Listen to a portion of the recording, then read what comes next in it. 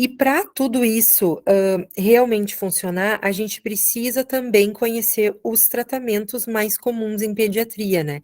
Então a gente precisa pesquisar, ir atrás de guidelines, né. Eu trouxe aqui um exemplo para vocês, quando a gente vai avaliar as doses de corticoides inalados, é importante que a gente tenha uma noção, assim, uma referência sobre o que que é considerado uma dose baixa, uma dose média, uma dose alta, de acordo com a faixa etária.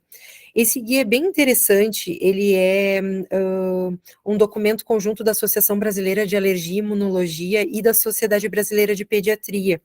Se eu não me engano, ele é de 2019, eu não tenho certeza, mas eu tenho ele nas referências finais da palestra. Aqui a gente consegue ver bem direitinho, ó, um paciente que faz uso de beclometasona, que é disponível no Brasil, esta que aparece ali, HFA, se um paciente tem 6 anos de idade, ele usa doses maiores de 200, entre 200 e 400, isso seria considerado, então, uma dose, desculpa, a beclometasona, entre 100 e 200 seria considerada uma dose média. Então, é importante que a gente tenha uma noção disso para poder avaliar aquelas prescrições. Então, se a mãe já comenta que a criança faz uso de uma dose elevada em casa, né, faz sentido aquela prescrição médica da internação inicial estar com doses mais elevadas, né? Então, é importante que a gente tenha minimamente essa noção. Além, de guidelines, a gente tem também documentos científicos. A Sociedade Brasileira de Pediatria, ela traz uma série de documentos bem interessantes. Alguns eles estão disponíveis, outros, são de acesso restrito e precisa pagar a anuidade da sociedade, né. Mas os que estão livres, assim, para consulta, né, no Google, são realmente bem interessantes. Aqui eu trago para vocês um exemplo de documento que é do Departamento de Dermato e de Infecto PED, da Sociedade Brasileira de Pediatria. Então, nesse documento, eles falam sobre as infecções bacterianas superficiais cutâneas. Então, eles explicam direitinho, como é que funciona o extrato cutâneo, quais os tipos mais comuns de infecção em pediatria. E eu trago aqui para vocês um exemplo que volta e meia a gente tem de internação, né, em emergência pediátrica, e muitas vezes em unidades de internação, porque tem pacientes que acabam ficando conosco, né, internados para tratar a celulite. E lá eles trazem exatamente isso, que nos casos leves de celulite, a gente pode considerar o uso de determinados medicamentos para tratamento ambulatorial, então medicamentos de uso via oral, como a amoxiclave e cefalexina, né, e eles também dão sugestões para situações de hipersensibilidade imediata à penicilina, então a clindamicina ou a claritromicina, a azitromicina, podem ser alternativas bem interessantes para esse tipo de paciente. Eles também trazem como que deve ser feito o tratamento no caso de celulite grave, então aqueles pacientes que acabam tendo que internar, né, então chegam na emergência com uma celulite grave, internam numa unidade pediátrica, eles acabam precisando de uma terapia endovenosa e geralmente o que acaba se utilizando é a oxacilina, né, no meu hospital acaba sendo a oxacilina, algumas vezes a cefuroxima, mas existem uma série de opções, né, também vai depender das questões de CCIH do hospital de vocês. Além dos tratamentos, a gente precisa ter uma noção dos exames laboratoriais. Existe um documento científico também da Sociedade Brasileira de Pediatria, que fala um pouco sobre a interpretação do hemograma e do mielograma pelo pediatra.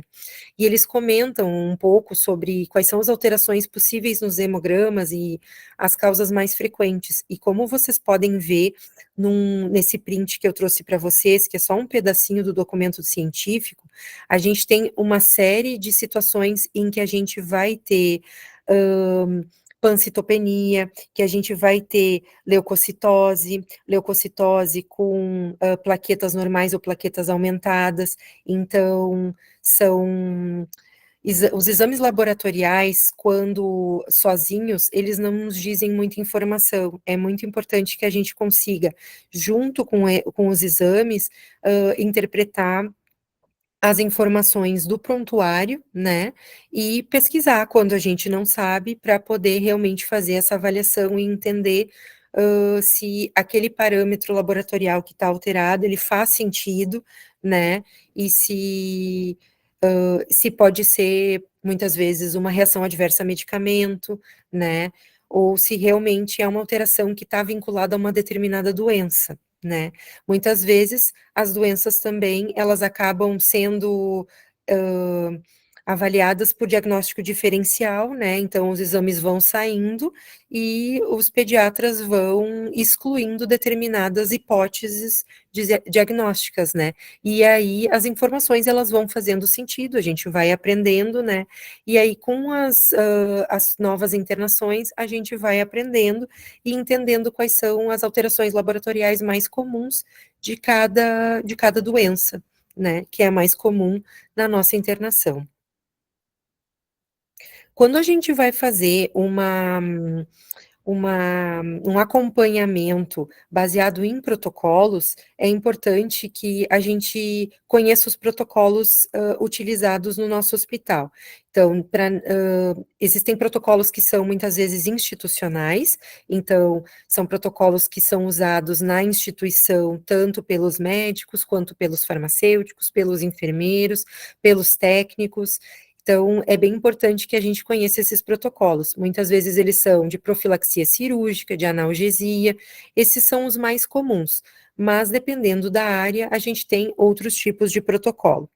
Eu trago aqui um exemplo para vocês de protocolo de analgesia. Na nossa UTI neonatal, a gente usa a escala de dor NIPS. Essa escala, ela vai ter como indicadores a expressão facial, o choro, a respiração, como que é o movimento dos braços, das pernas e o estado de alerta do nenê. E com base nisso, é feita uma avaliação que gera pontos e através desses pontos a gente faz então a avaliação da dor do nenê. Já que a criança é muito pequena e a gente não tem outros parâmetros, né? Esses são os parâmetros validados para avaliação da dor. Essa escala NIPS, ela varia de 0 a 7, e acima de 3 é considerado dor. A gente, quando tem um valor menor do que 3, a gente tem uma série de medidas não farmacológicas que podem ser empregadas. Só que quando a gente tem dor, né, ou seja, um valor de NIPS acima de 3, a gente também deve usar, a parte não farmacológica primeiro e avaliar se existe algo mais que possa ser incluído ali naquela prescrição de medida não farmacológica que ainda não foi tentado, para depois considerar o uso de medicamentos. Geralmente, a gente tem as duas coisas acontecendo ao mesmo tempo. Então, a gente tem medidas não farmacológicas que não vão funcionando, não vão sendo suficiente, e a gente vai, então, incluindo analgésicos. E também é bem importante, isso a enfermagem é bem acostumada a fazer, avaliar a situação que gera aquela dor. Então, pode ser algo bem específico. Por exemplo, a criança vai fazer uma punção lombar, para fazer uma coleta de líquor, né? Então, para a punção lombar, a gente tem um protocolo específico, que a gente usa o ENLA. Então, faz então o uso do ENLA tópico e a criança faz o exame. Em outros locais, é possível usar outros tipos de medicamentos. Então, o uso de sacarose, como então sucção não nutritiva para deixar o nenê mais confortável, é uma outra opção. E quando a gente, então, não tem mais como usar só medidas não farmacológicas, aí entram os medicamentos. Na neonatologia é um pouco mais complicado, porque nem todos os medicamentos, nem todos os analgésicos podem ser usados nessa faixa etária. A gente basicamente acaba tendo o paracetamol como o principal uso, né, e a morfina e o fentanil. Agora, a gente tem o paracetamol injetável no nosso hospital, que a gente usa muito no pós-operatório e para outras indicações também, mas para a questão de analgesia, a gente tem usado bastante o paracetamol EV.